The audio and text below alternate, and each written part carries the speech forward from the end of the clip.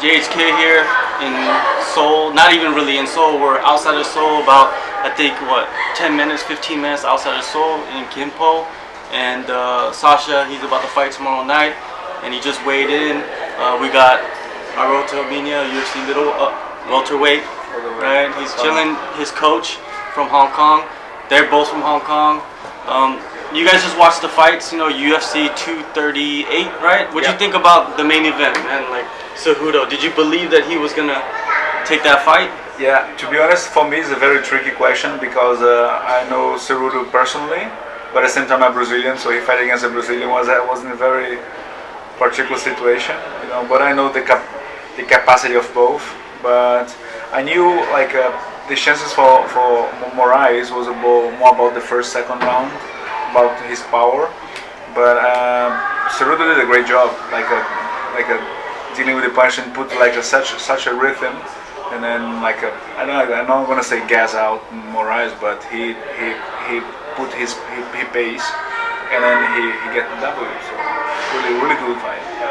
Yeah, I mean, Cejudo's obviously a beast, gold medal Olympian, super athlete. And it seems like every fight I watch him, he just keeps getting better and better. Someone like Moraes, who's a killer, what he's been doing. To be honest with you, if I was a betting man, I probably would have put it on Moraes. Honestly, bigger guy, stronger guy, but Cejudo definitely, he's the best, man. In my opinion, doing something like that, beating DJ and then TJ. And then now Moraes, I think you can cement him as one of the greatest combat athletes ever. Even though he's cringe as fuck, but to be honest with you, I'm happy for the guy. I think he deserves it. I've met his coach in Vegas, super nice guy, super high level wrestler. Yeah, the guy deserves it, and all the credit to him. It was a great fight. You remember a couple years back, he was missing weight. Yeah. When he first got into the UFC, everybody was doubting him, where he's gonna fight. He's gonna fight a flyweight. If he goes to bantamweight, he probably won't be able to compete. I think he fought once or twice at bantamweight. Yeah, he didn't do very well. Yes, it's correct. crazy to see what can happen to you. And I think it has to do a lot with that company that he's working with, Neuroforce One. Neuroforce, I followed watched the that. countdown. Yeah. We've been checking his method of training right now is really changing. It's a game changer for sure. His body has changed too. He's lean, he's strong. Karate body, it's just sliced and diced, right? It's crazy looking now. Yeah. And his chin, I think his chin is even better. Maybe because it is bantamweight, I don't know, but his chin seems like it's much better. But what does it say about him? DJ, does it seem like it shows how good DJ is? Or, I don't know, because, what did you think about their fight, though? Did you think DJ lost the fight against Cejudo? Yeah, I mean, when you check DJ a background, I mean, he's been so dominant for so many years. It's already make us a little biased about it. You know what I mean? To someone to beat him, must beat Link, knock him out technically, right?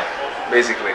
But it was a really tough fight, very close from my point of view, So it could go either way, but I don't know if it's I don't know if it was a UFC more willing to to explore a new champion and give a new opportunity and everything, but we know UFC have no control on the judge, but UFC might like it.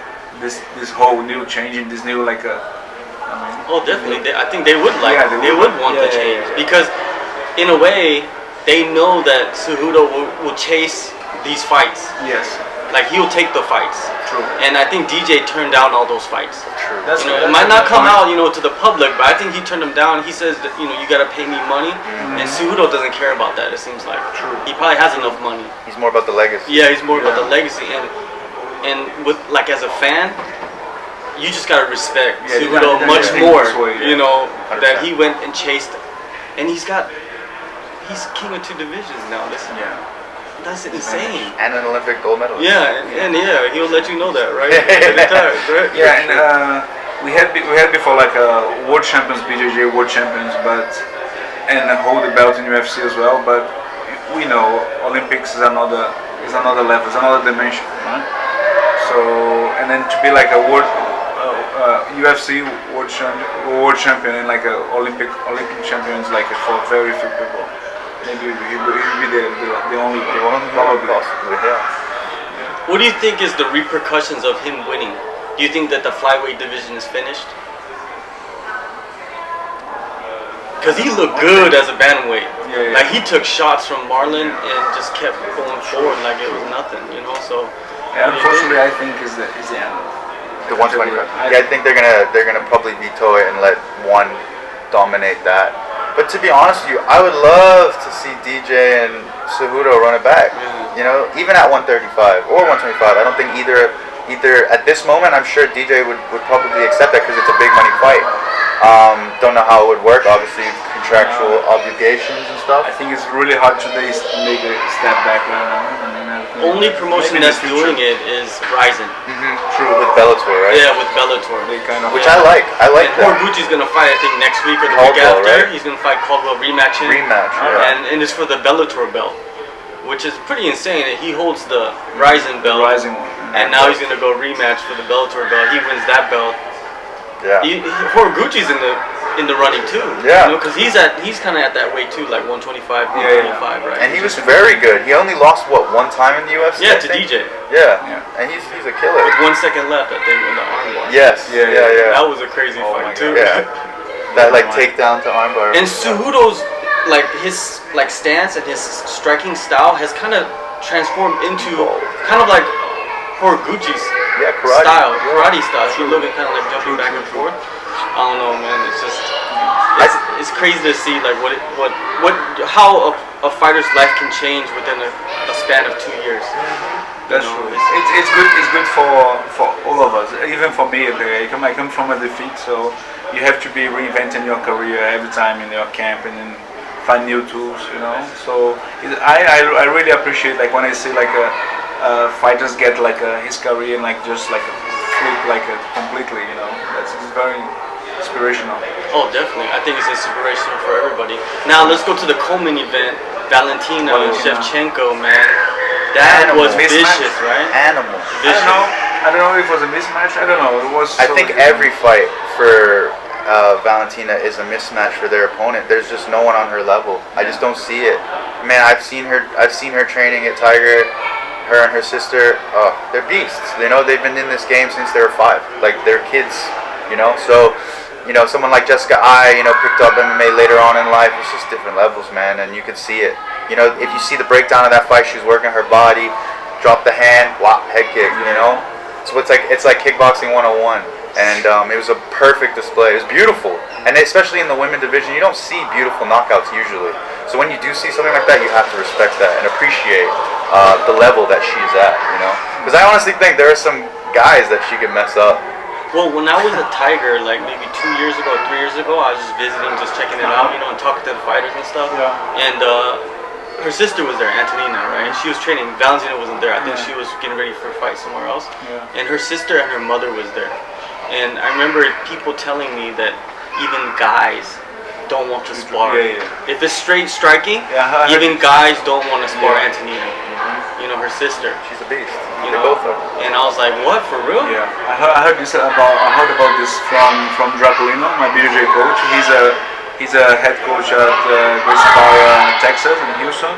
So Valentina spent some time training jiu-jitsu over there and doing part of her camp over there. So he told me that he don't even guys that I'm concerned about sparring. Imagine. Cause she got a box full of tricks. She got everything. Literally, she got everything. So if you're a lower level fighter and you're moving around with her, you're gonna be getting some trouble. So yeah, no, she's gonna be. She's one of those that I can see holding onto the belt for as long as she wants. Even Amanda Nunes, man. She in my opinion won that fight. And Amanda Nunes, look what she did to Cyborg. True. So it just shows you how technical she is in her striking, to where she knows everything about the striking game, and her game is almost damn near flawless. Yeah, female divisions the last 2 years they evolved so much. Yeah. And you look back on the day, we have a 2 or 3, we have a Ronda considered a striker putting people down, and then you see today, Yeah, Valentina getting the takedown in the first round. Jessica, I was saying the whole time the countdown, she's like, it's no secret, I'm gonna go in there and wrestle. Yeah. And then she gets Valentina, Valentina, she's a black belt judo as well. So Yeah, she got beautiful throws. yeah, sometimes play different. Like when someone attack wrestling and defend wrestling, we kind of know what's coming after. Come on this pro and come running around and then so. But when you working like with the wizard grips and stuff, so judokas sometimes they can deal in a special way for against wrestlers. When you guys, it seems like in women's MMA, the judo throws are more effective. Yeah. You know the headlock. You know how they grab the headlock and they toss them. Yeah. Is that a judo throw? Yeah, judo throw. Right. Judo throw. It is, right? Why is it more We effective? also have this in wrestling as well, but I think more concentrated in the core strength. Like a man's can go so in regards of in the rates of like a weight plus power. Like I mean against versus power. Like a girls can be a little bit more technical in regards of getting the momentum and the lighter and everything, but with the guys it's really tough. And we saw a couple of mistakes, like for example, Alexander Gustafsson, he tried to do like a hip throw or so, and he was out of balance. He ended up exposing his back, and we saw what happened like 2 weeks ago, right? So sometimes you have to make a very, very precise decisions on which kind of judo throws you want to apply to, you know. So expose your back too much and like try to bring with your torso. Sometimes it's not ideal. Now, You know? I want to move on to what you guys are doing in Hong Kong, you know, because, you know, we're in Asia, you know, and like, I might interview fighters from like pretty much all over the damn world, but, you know, I like to focus on Asia and kind of get, you know, the spotlight, you know, and the kids out there, you know, they're fighting out there, they're sparring. The next round, the next gen, Yeah, next the next generation. But you guys are kind of building Hong Kong right now, you know what I mean? Because who has come, you know, before in Hong Kong? Not many, right? And now you guys are kind of establishing yourself because you guys have names now, you know what I mean? And you guys are still building yourselves up. And talk about your gym, you know, like what are you guys doing there? Like how many more fighters do you have? Yeah, so I think it's before we go for what we have right now, we have to step back a little 5-7 years ago. That was my first arriving very fresh in Hong Kong in 2012. You know, I came for like a big project, like a big gym, pretty much the same standards of the gym we work in today, but like way bigger size-wise. In Hong Kong, we know for martial arts you need size, and then Hong Kong one of the most expensive square feet in the planet. You know, that equation plays a lot like how the whole sport can develop in 5 years. So, you know. So, but back in the day, in 2012, I've been invited to come to Hong Kong to take over this project in regards of martial arts. The gym was like a huge facility, 5-6 black belts, you know, and then was very important that moment. But at that time, MMA was like nobody knows about MMA. You know what I mean? We have some MMA fighters or from overseas, but for guys from like Sasha, like from Hong Kong, it was like a pretty like inexistent. Like that you cannot see it, you know. So the gym been away for been in the marketing for like 5 years or so. They closed like 3 years ago. Yeah. You know, but even before they closed, they brought their attention for like, hey, let's develop like martial arts here. I'm not talking about the traditional martial arts like kung fu and taekwondo and karate. I don't talk about that. I talk about like the new breed. Like Hong Kong is very well known from like a lot of Muay Thai gyms. People doing like cardio classes and just to burn weight or to cut weight and then burn calories, you know. But like a fight gym orientated is like very very rare. So I left Hong Kong in 2016 after my fight with Mike Pyle, which was like was a good time, was a good momentum for everything, and I tried to explore myself in California. So and I came back like 5-6 months ago, actually just before like Sasha's fight the previous time. And then right now I can see the difference between when I came the first time in 2012 and right now. So people much more like aware of like MMA. They follow up. You pass by like a Soho sometimes, and you see like people in the sport bars, and some people watching rugby, and the other TVs have a UFC. That's really nice. So we really like invest right now in the new talents. We train a couple of guys in the intermediate level. Not even Sasha's level yet, the intermediate, like between amateur to professional. Sasha's professional, ready to go, you know. and then you have to be patient as well at the same time, maturation time, and they have to get mature. And then, but I believe in like 1 or 2 years from now, we're gonna have a big bone in Hong Kong. I'm very happy. Sorry guys. I get very excited with the new of like Shanghai. We're gonna be hosting like the UFC Performance Institute. We're gonna bring a lot of fighters over there, so it's gonna bring attention to Asia. I think they finally realize the potential of Asia. Wow, you make a good point right there. Yeah. With your connection with the UFC. Yeah. And you could go to the institute. It opens this month, right? Yeah, they opened this month. And how long is the flight from Hong Kong? It's like 2 hours, 3 hours. Yeah. That's nothing. 2.5 is nothing. Just like here, coming great. here. And then and I heard a lot of guys when they go to Vegas, they take their guys with them, that are in their so gym. I really consider to bring my whole camp here. If we had these facilities like at the same level like Vegas. Oh, that's a big opportunity right there. Yeah, definitely, yes. All that technology. Yeah, it's crazy. But what about your guys' gym? What do you guys like? Sorry. Yeah. I talk about so much. Sorry, guys. So yeah, hybrid like it brought me back, and then like when I arrived here, Sasha was already there. So for the people who don't know, I met Sasha back in the day, 2012. He was just a kid, And then this guy like grew so much like in martial arts perspective. He invested in himself, going to Florida, came back, and then like believe in Hong Kong. So do I. So I came back for this project. I didn't came back for like working only in fitness environment. I came back to to invest in martial arts. You know what I mean? I know a lot of people in California is already packed. They already have like great coaches.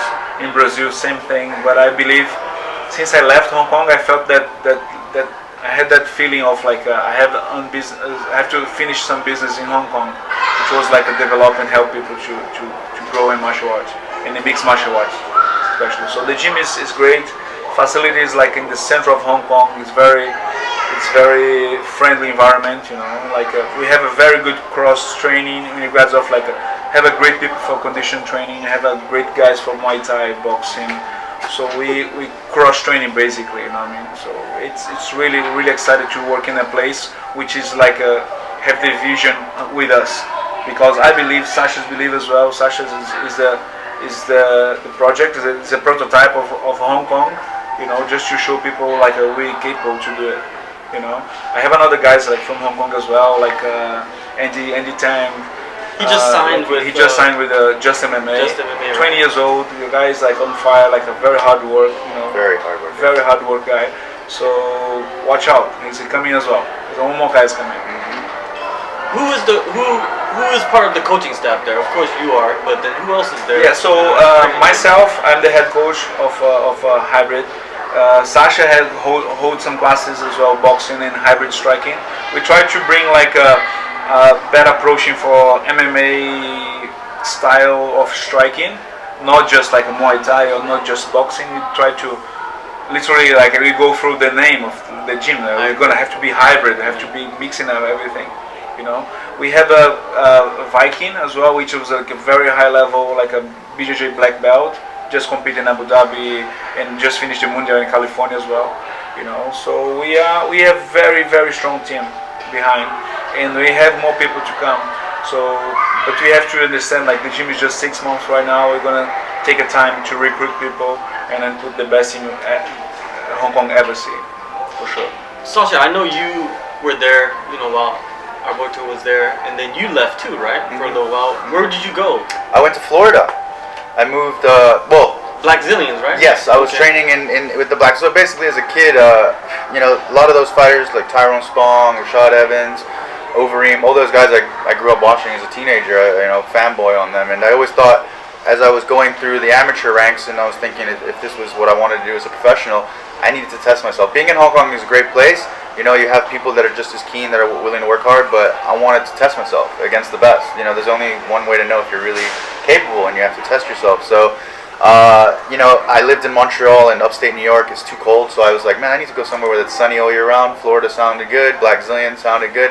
Man, at that time they had the Ultimate Fighter. If you remember the Ultimate Fighter, Black Zillions versus ATT. Oh, so you're there? I was there at that time when it was on air. So they just finished filming, so it was the summer, and they were airing it. And to be honest with you, I got his advice, and he was pushing me a little bit towards ATT because he has some close friends there as well. So I was thinking, yeah, maybe ATT, great gym in itself, but they just have so many fighters there. And a guy like myself, I'm a nobody, and coming in there and requiring some kind of attention, it would either cost a lot or I just wouldn't be able to get it. So with the Black Zillions, there's a smaller group of guys, but a bunch of killers. And when I say smaller, we're looking at like 30, 40 guys on the mats. ATT's got like 100 plus. So it wasn't too hard to make that decision. And going over there, I showed up. No one cared who I was. They're just like, yeah, whatever. Come in, get my sparring, get beat up. If I keep coming back, then they start to gain that respect. And I went in my first day and just thought, man, I'm going against killers. I'm watching guys physically on UFC fighting. Kamaru Usman was a training partner I worked with. All kinds of big names. And to me, it was like a bit of, I was a bit starstruck, but at the same time, I was like, man, I got to prove myself. I got to make sure I can hang with these boys. And they made me motivated to keep coming back because they work hard and that stuff's contagious. They're in there grinding every day, twice a day, 3 times a day. So I'm like, wow, like it's my university. This is how I'm learning. In Hong Kong, like you train before work and you train after work because people are working. It's not a full-time job. So going to the States and being around that atmosphere, I really learned a lot. And I matured as a fighter, as a person. Going through ups and downs, injuries, and it was great. And then coming back to Hong Kong, which is my home, I've always wanted to represent Hong Kong. I wanted to represent Hong Kong in boxing. I wanted to and politically, it just wasn't able to be done. But MMA, it's a new niche that hasn't been touched by Hong Kong. And the last people that you can say that you can reference to MMA is Bruce Lee, and he's a hero. He's a legend of mine. So if I can come in to Hong Kong and put Hong Kong on the map as an MMA city, or at least say like, look, this is a homegrown talent that's been. I started karate in Hong Kong at the age of 5. I've been a lifelong martial artist. So to be able to say like I represent this city, and this is my home, and I'm able to put results and show people that I'm a serious threat, it's nothing better feeling. Like I can go to the States and I'll be a small little fish in a huge pond. But in Hong Kong, I'm the big fish, and like this is my time here this weekend to be Hong Kong's first ever champion. So it's perfect. The past year has just been perfect in terms of timing of fights, timing of gym and coaches, and who would have thought like this is one of my best friends, and like we met in 2012, and then now he's back again. It's like deja vu. So we worked together as an amateur, and I was a big part of him getting ready for fights, and all of that was a growing process for me because this guy was an undefeated welterweight. So I learned so much from him in that period of time, and then we both at the same time went our separate ways, did what we did, and now we're back again. So life works like a circle, right? It's full circle, and I really believe like with the gym and the people that we have in the gym and the vibe and the positivity that's around it, only good things can come from it. And people are starting to see like, oh wow, like they're doing good things. I was just in the newspaper the other day, and people are starting to now hear about us, and there's no other way to really get your name out except to win and to do well, and that's what we're here doing. And I'm really excited to just be able to put Hong Kong, wear Hong Kong on my hat, hold the flag, and just let people know like this is my place, this is where I grew up. I don't know anywhere else, So yeah, it's amazing. It's an amazing. Yeah, it's kind of funny is that when you think of Hong Kong and you look at him, you don't think of Hong Kong. Right. You think of like, where's this guy from? Yeah, sometimes I comment with my friends in California from King's MMA and say, oh yeah, I trained this guy here from Hong Kong, and then they see the picture, say, oh, where's the guy? How much did do that? It's funny though. Yeah, it's great that you guys can, like you guys were with each other in 2012, and then you went your separate ways. You went to California. He went to basically to the same country, but on the East Coast. And then you guys come back with all that knowledge and experience, and now you're just spreading it into Hong Kong. And like that 20-year-old guy that you were talking about, what's his name again? Andy Tang. Andy Tang. Yeah, he's a I gotta remember him. I gotta remember him. I gotta get him on. I gotta talk to him. He'll probably be fighting in Korea in a year or two. Yeah, you never know. So yeah, it's great to see that you guys are there investing. I think that's what's missing from a lot of Asian countries, is that they don't invest from outside. True. They're just trying to keep their little tight little knit group, and that's it. And you to expand, to get better, you need to have somebody come in and give you new looks, or even just leave and see and experience and learn, and then come back. Yeah. And I think once you guys start get going, and then people start seeing that, and then they'll just kind of like emulate that, themselves, which is going to be very important. But now you see a lot of people now, they're going to Thailand because a lot of people from the States and Brazil, they're all in Thailand now. Yeah. If you go down, like I was in Thailand a couple months ago in Phuket, and Phuket Fight Club. You know, they're the guy that runs Phuket Fight Club, Leo Elias. He's Brazilian guy, right? And he coaches all the Thai guys.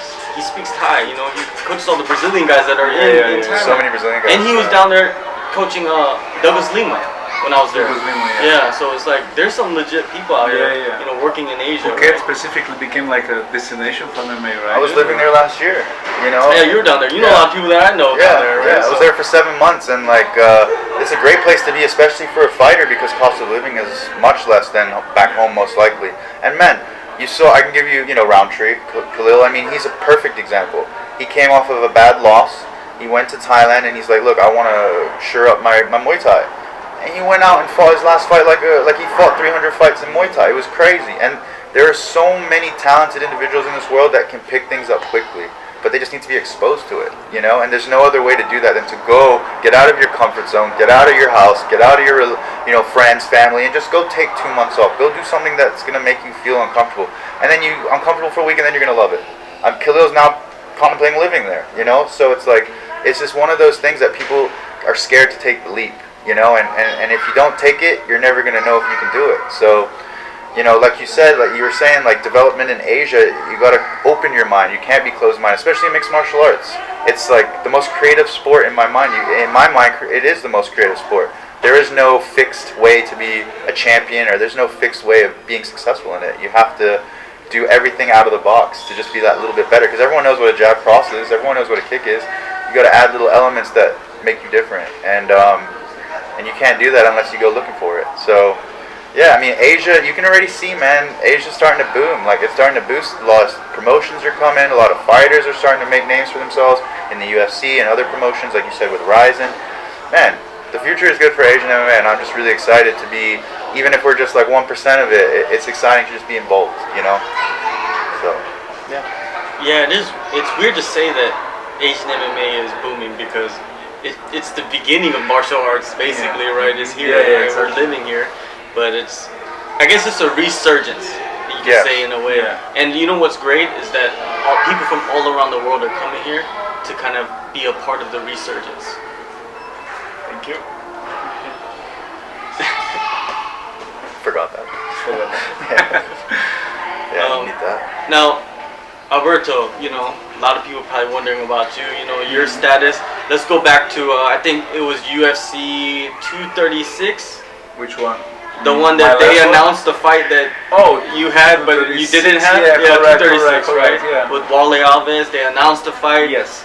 Tell the story of like what happened. Like, how did you find out about the fight? Well, I think it's a common sense among like not only Brazilians, but like every fight community is like if you have someone close to you or someone like from your country, from the same roots and everything, you're gonna avoid as much as you can. Right, correct. So one beautiful day, I just wake up like 5 a.m. to do my job, to work, simple, normal life. And then I saw a text from my brother back in Brazil, like, "Oh, congratulations!" But you should tell me. I'm like, "Tell me about what?"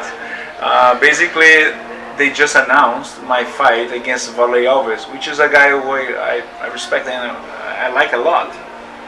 And then, from my point of view, I don't see a reason why two guys which even know each other, like if they are not in the top 10, if not like fighting for ranking or anything, if you're like in the middle of the on the board, and then like fight each other for no reason. Yeah, if you had like some altercation or something like a gym against gym, and you have some let me put my welterweight against your welterweight. If coming from the coach was common sense, I understand that. I could understand that. But I just saw that announced, like, and then they announced officially, like using like they made more like a graphic card, and then like Wale against Mina, and then I was like so weird because I contact my manager and say, "Hey, what's going on?" You know what I mean? So, and then from him nothing came from my manager. Say, "Wow, that's weird. Though. If they have the intention to fight me, it's alright then. I understand, but." The fight was already announced, and then I had to come publicly. These days I'm not using too much like social media. I mean, maybe because I'm not in the tune for fight. I believe I cannot be living buy the credits of what I did in the past, like 2-3 years ago, if I'm not doing it right now. So I did like a very amazing like a knockout like via fly knee.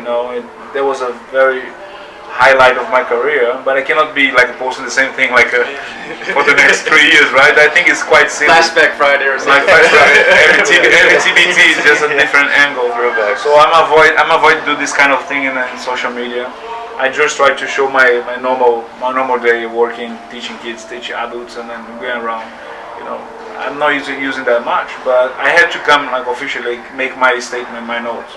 Like what's going on, what's happening, you know what I mean? So I'm gonna avoid fight another Brazilian, another compatriot, as much as I can. But of course, if you get to the point at the peak of like the top 10 or something, he's just in between myself and my dream, so I have to take him out, But I see no reason for that. So I make my statement like I would love to fight as soon as possible, but I have no plans to fight in Rio again for.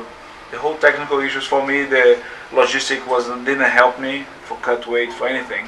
But I never use this as an excuse. It is what it is. And then I'm very involved with the project at Hybrid right now. We just opened a new gym, a new facility, and we have literally a project to develop fighters here. Or I'm gonna focus on them, or I'm gonna focus on myself. When I see everything going in a good track, and then I'm gonna focus on my own preparation. So at that time, I just said, like, if they really have the intention, they're willing to fight me, they have to hold a little bit. That's what I said. Technically, I said in Portuguese and said in English. I wrote in English as well. A couple of days after, Valet himself, he contacted me to clarify the things. He said, "Oh, brother, I really like you. I really respect you. That wasn't my intention. My manager came out this, and then it was a kind of a miscommunication." They said like the intention came from us, but have make no sense, But I'm saying, well, Varley, if you really want to fight me, you have to wait. I say, no, we are good friends, we are Christians. I think we have a bunch of foreigners to beat before we meet each other. And I'm with you, I'm correct. So I have so many guys on the UFC under UFC contract right now. We can be a killing around. It's all right. So we might see each other one day. Yes, why not? And finish that way. Was a kind of a fake news repercussion in Brazil. That's very common happening right now. Yeah, it is very common. Yeah, and then end up for some reason, Varley always is still fighting another Brazilian. After the day was Sergio Moraes, which is a BJJ world champion, really good guy as well. And I don't understand that. So if someone asks me what my opinion about it, I think it's have no reasons, no purpose on that. I mean, it doesn't make sense. But life continues, and then right now once the project and going on their own, I start speculate and thinking about get fight soon, I cannot of course if it's not official I cannot talk anything about it yet, but if I'm looking for fight shortly, I might fight middleweight. I never miss a weight. I'm very professional, but I've been getting fights and make the weight, make my part as a professional, but I'm not feeling that power, that the way I feel in the gym. So I might test myself. Once I lost the only thing which could hold me was the undefeated at the welterweight. Now I can explore. I can taste myself and then challenge myself. I mean, I cannot be a slave of my own reputation. So I'm gonna be undefeated. I'm gonna be always here. Was get these guys in the middle of the brackets here. So my idea now is explore middleweight, light heavy. I don't know. So many guys over there. Light heavyweight, for example, I don't see many BJJ guys over there. So for me, it's a challenging. Once in the welterweight right now, I know Brazilian guys who did 7 wins in a row, 8 wins in a row, Eliseu Capoeira, 7 wins in a row. I think just now he's the top 15. I don't have this time. I'm 37. I'm gonna be testing myself in different divisions and against different people. You'll see. Yeah, if you were the UFC, they're coming to China. Yeah. at the end of August, they would, you're here, you're in Hong Kong. I would think they would offer you a fight, especially even if it's middleweight. If you want to fight at middleweight, that just makes sense, right? Yeah, we'll see. Yeah, we'll see. We'll see. It could be possible. Something could be there. I don't know. I don't know. Yeah, I don't know. We don't know nothing, right? They only announced 2 fights so far on that card. Oh, they haven't confirmed anymore? Yeah. Yeah, there was Which only- was? They announced Scott Holtzman versus Ba Donghyun. All right. And a women's flyweight fight, Yunan Wu versus some Brazilian Alright. woman. Okay. So we got a lot of people to fill in. Yeah, a lot of people feeling, like some, And then if some they people need get signed. if they need the new bridge, I have some. Yeah, I have exactly. some. They could sign some new guys at that time. They're going to Shenzhen. I don't know exactly where that is on the map. It's literally, it's like Hong Kong. If Hong Kong is an island, and then we have Kowloon, New Territories. That basically is land of China, and then it's about an hour away from Hong Kong. Yeah, it's quite close. It's quite close, yeah. Super convenient. Just got to get through the border. I think they just explored because they already did Beijing, they reached Shanghai, so And they want to, they kind of, Macau, yeah. Macau, so I think it's a big try And exploring Shenzhen, more China. Shenzhen is like supposed to be one of the biggest booming cities in the world.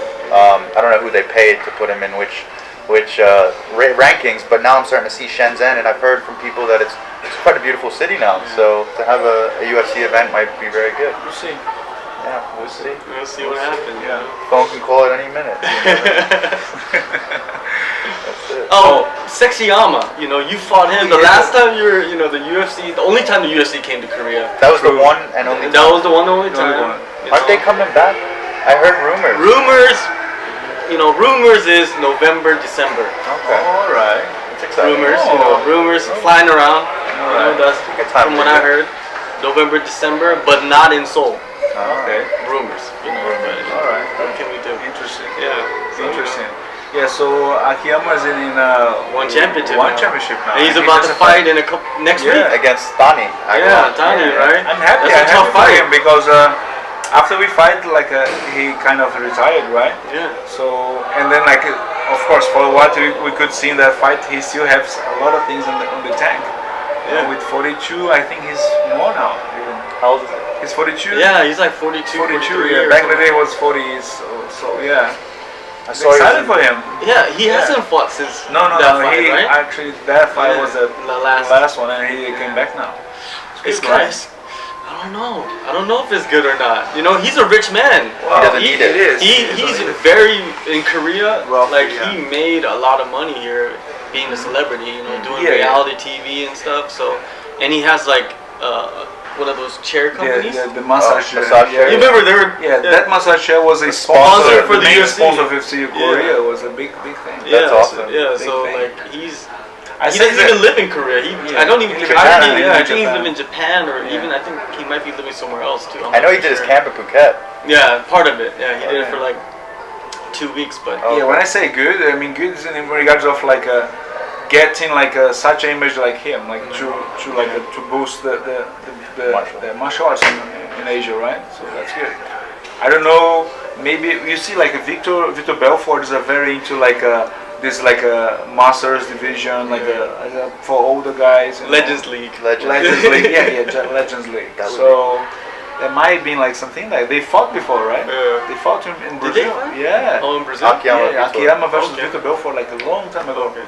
So yeah, it's Yeah. possible. I'm interested in which Vitor comes out.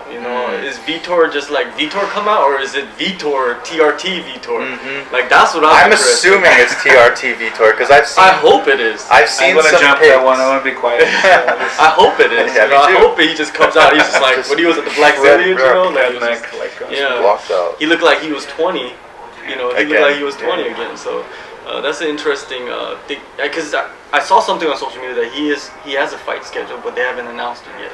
I heard that he was trying to get the what's his name, Roy Jones, in a boxing fight. yeah. That's the one thing is you have a willing to do it. Another thing is have the He's asking for it. yeah. But I don't think. think it's gonna happen. Didn't happen with Anderson. Cannot happen with him. So Well, one championship are more flexible. I feel Yeah, like it seems like they just do whatever they. I don't know. whatever the people kind of want, and if it makes money, they'll do it. But yeah, because they haven't opened an official boxing division in one, but they've been talking about it because they have kickboxing, Muay Thai, even is it left-way or they're talking about they have a left-way separate. They have a left-way that's separate. Yes. Like WLC is somehow tied in with one championship. So yeah, they're really trying to open up all avenues of martial arts, and if the boxing one is to be maybe released, that could be the way to like make big noise. Vitor Roy Jones, you know. But in reality, like I don't know, it's not. I gonna... see more doable like Akiyama against Vitor. I would like that. I would like that. I would like to see that. TRT Akiyama versus TRT Vitor. I would rather Vitor be doing MMA, honestly. Yeah. Well, I'm still under contract with the FC. I have no intention to go anywhere. Yeah. But maybe in the future, if Akiyama keep that way, so Mina Akiyama too. You never know. In the future, you never know. Right? It would be a big fight right there, you know. Yeah. In Korea. A lot of people have been asking me about this trading happened between ONE FC and the UFC, and now I'm Asia, and then I don't really I want to be very careful with my words. I'm not care about it. I mean, I should say like I'm okay with anything like business-wise proposing it to me. If it's if my better, we get in the time like you wanna achieve like a fight in UFC one day. You got it. From that on, you should be like focusing on what the best perspective financially to you, right? So I see a lot of people like talking about this. I have no plans to leave UFC. If they're gonna trade or if they're gonna make this like a ritual. They're gonna be doing this often. I don't know either because they did with Ben Askren, and then DJ and the poster boy. What's his name? Sage. No, Sage wasn't traded. Sage wasn't he was a released? free agent. He was released. UFC didn't sign him, re-sign him. I'm sorry for that. And then like they just one champion just picked him up. I didn't know that. I thought it was a trade. Yeah, me too. And then Dana's saying like he should retire. He should retire. It's like fighting. It's not for him. Yeah, it's not for him. All right. But I hope that gives him that added fuel then to prove him wrong. Maybe he's not even really like that. You know, maybe he's like he's like hood. You know, like behind the scenes. Because I never met Sage. Oh no, he's definitely not hood. What you see on the camera, he's a super nice guy. He came and did a week at Black Zillions. Okay. And he's a super nice kid. Like I'm talking like almost it's kind of like suspect on how nice he is. It's too nice. But yeah, his dad pretty much controls everything that happens around him, and he's kind of a yes man and does what he's told. Works hard. He's an athlete. I mean, at the end of the day, he's young, man. Like he's 23, I think.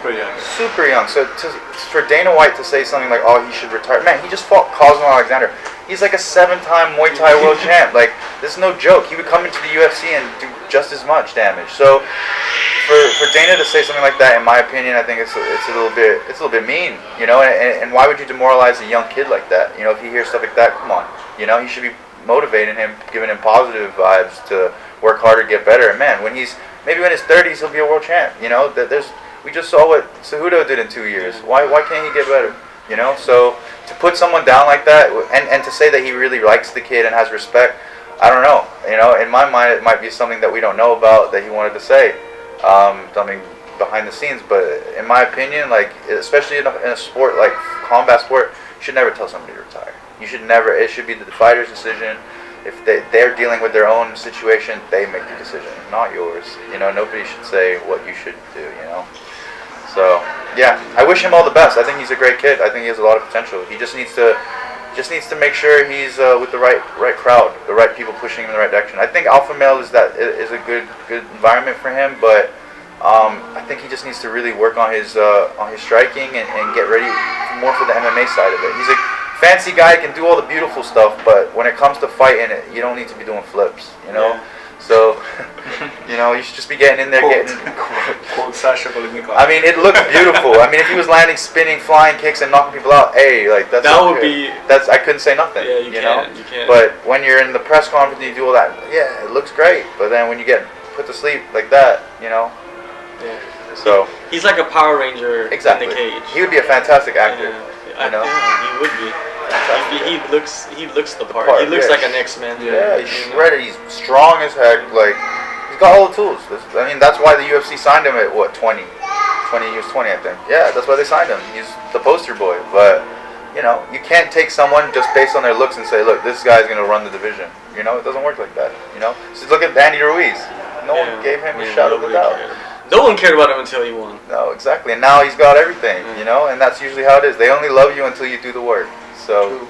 And if they give you the work and they expect you to win and you don't, then they forget about you. So that's the break side of the fight game. You know, you're easy to be forgotten, and you're not remembered for too long. So you got to make sure while you're in there, you got to get in and do what you need to do. You know. Now with the PI, right? Have you called the UFC and talked to them about that yet? Yeah, actually they contacted me about it. So it looks like it's gonna be like I think it's 8 times bigger than the Vegas one. And then I've been in Vegas one. It's unbelievable. It's a dream. It's a dream come true for every single fight on the planet. You know. And then when they told me that it's gonna be like something around 8 times bigger, I tried to make the proportion in my head is unbelievable. You know. So I think they're gonna have like a development project with like 100 plus like a guys from Asia. I'm very willing to like make my list of people who should be there, you know, and then they look like really taking really serious about Asia, you know. So I might come to the grand opening. I have to see how it's gonna be the logistics, everything to leave my gym and then go as well. But I'm very excited to see if they're gonna bring exactly or even better like technology or the very environment as they did in Vegas, because what they did in Vegas already is surreal. It's like unbelievable, you know. Yeah, I plan on visiting. Yeah. Once everything gets all set up and running, I plan on taking a flight over there and just to go check it out, because why go to Vegas when there's one here and it's 8 times bigger than the other place? What's the point, you know? That's what I heard. Yeah, I heard they're building another one too. Yeah. Some rumors, somebody was telling me like they're building one in the States, another one in the States. But I don't. Maybe East Coast. That doesn't make no sense. Why would you have 2 in the States? Why don't you build one in like Europe or something? Yeah. You know? That'd probably be better. But it's just a rumor that I heard. Maybe in Abu Dhabi. Who knows? Abu Dhabi is a good spot. They can build that thing in 5 days then. Yeah. They are really good on that. Yeah. I live in Dubai before, so they're crazy. Well, they're crazy. Man, it's gonna be crazy. You know, you're fighting for the title tomorrow. Yeah. You know. Relax here. Now. Yeah, it's really good. Yeah, it's a good environment, man. Like, you know, you made weight easy. It's not even, you know, it's like nothing, right? Yeah. And yeah, it's the biggest test, man, for you. You know, in your career so far. The guys legit. You get this win, it puts you on the map, man. Like you get a big win over a guy that is a champ. Well, you know. We will be the first like world champion from Hong Kong. Yeah. And you'll be the first middleweight champion for the promotion. Right? Which is pretty. Like you're in the, like we talked about already before, like you're in the history books automatically with those 2 things, you know, first world champion from Hong Kong and the first middleweight champ for here, and then, you know, we'll see what happens afterwards, man. So yeah, it's exciting period in our lives. It's crazy to, you know, like I said earlier, but it's crazy like how you guys separated and you just come back to the same location, but just a different establishment, and now you're chasing new goals, you know, like you know, which is.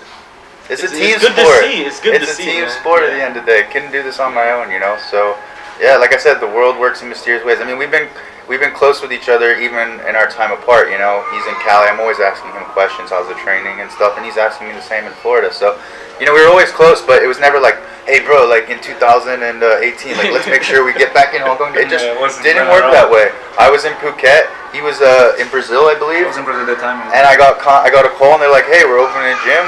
You interested? And I was like, well, if it comes to be, yeah, I'm interested. And then as soon as they're asking me who I would like to see in the gym, I was like, well, you know, you guys know Alberto, right? And then they're like, yeah, we were thinking about Alberto. We'd love to bring him in. And then next thing you know, he's here. So it was amazing, you know. It's an amazing thing. And I'm talking to him like, dude, is this really going to happen? And then next thing you know, he's over here.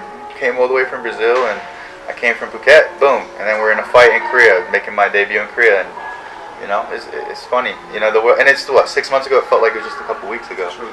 You know, so it does go quickly, but yeah, it's meant to be. It's meant to be. So it's awesome. Just taking in all the experience. This is stuff that when I'm old and have a family, I can share these stories. You know, so it's cool. It's super cool.